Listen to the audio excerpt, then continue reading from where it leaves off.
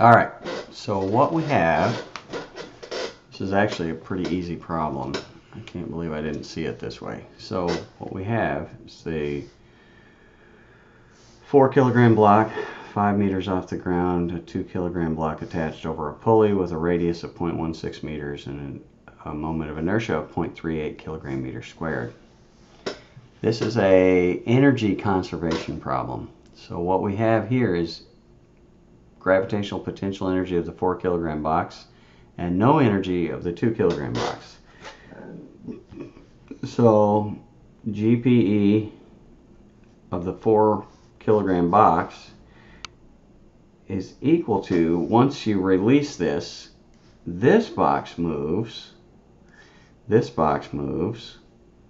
and the question is, what is the velocity that it hits the ground with?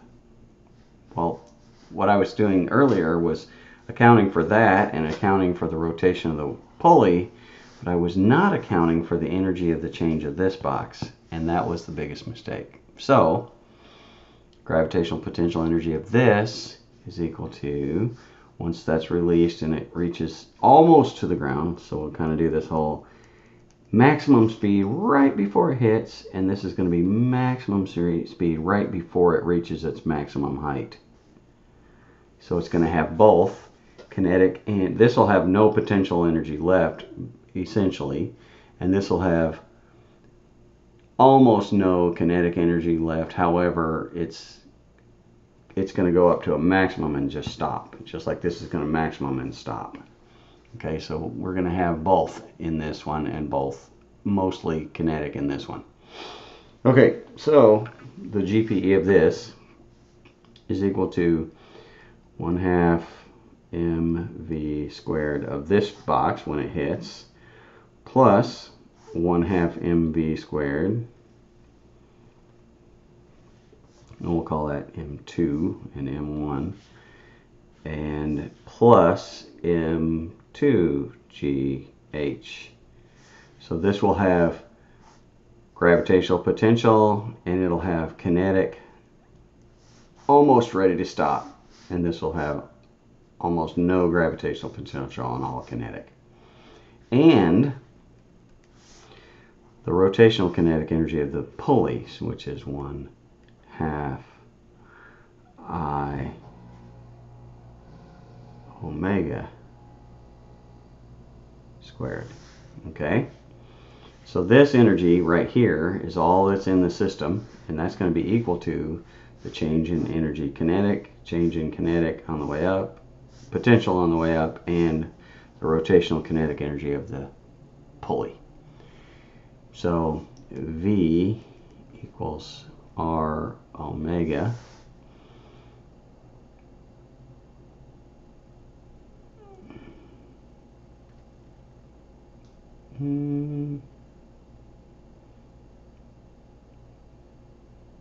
yeah, we're going to solve for V, so bear with me here. So MGH, M1GH is equal to 1/2 M1V squared plus 1/2 M2P squared plus M2GH plus 1/2 I omega squared. Oh, alpha.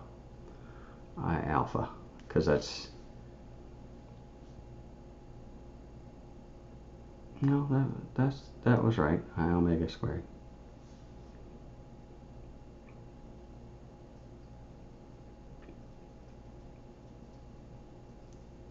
Yeah. So we're going to say M1 minus M2, combining like terms, GH, is equal to 1/2, and now we're going to say M1 plus M2 plus, we already moved this out to the other side,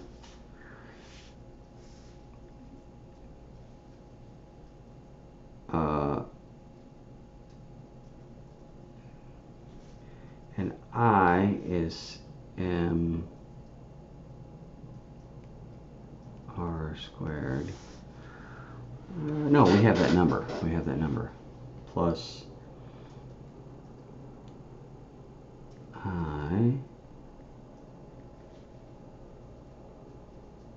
and omega squared. That's where we want to go with that. We want to go omega squared. So v over r equals omega. So v squared over r squared is omega squared. So I times v I over r squared. There we go. And all multiplied by v squared, because this is v squared over r squared. Omega squared is v squared over r squared. Right? So v squared over r squared. So now you have a v squared here, and a v squared here, and a v squared here, and a 1/2. So then m1 plus m2 plus, this is moved over here, and then I over r squared, v squared. Okay, we're solving for v. So everything we have in the problem is solvable. The only thing we don't know is v.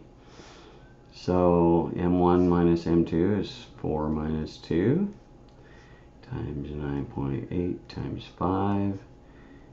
And then we're going to say times 2 to get rid of the 1/2 equals 4 plus 2 plus 0.38 over 0.16 squared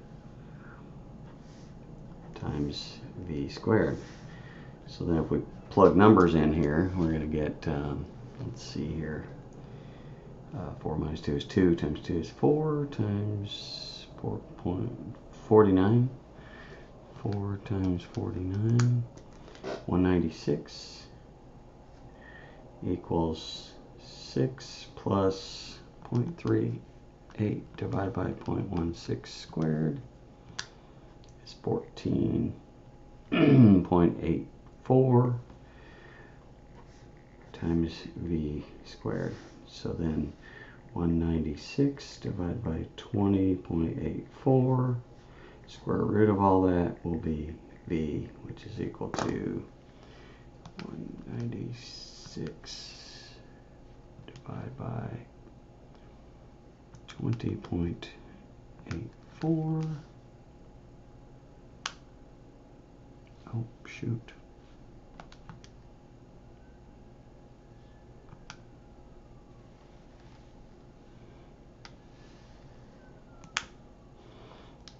.4, and then we take the square root of that.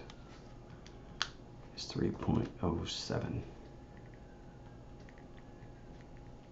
meters per second. That's it.